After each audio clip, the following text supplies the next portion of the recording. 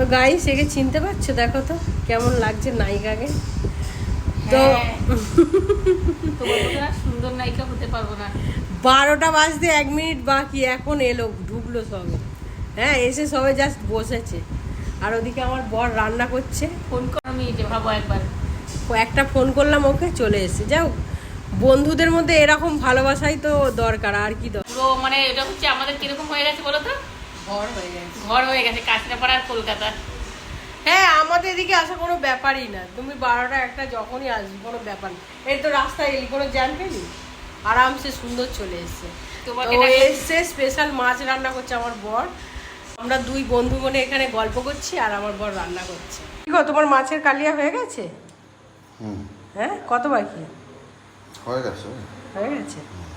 এখানে দেখো মাটন কষা, কষা না একটু ঝোল রেখেছি হালকা। এখানে মাটন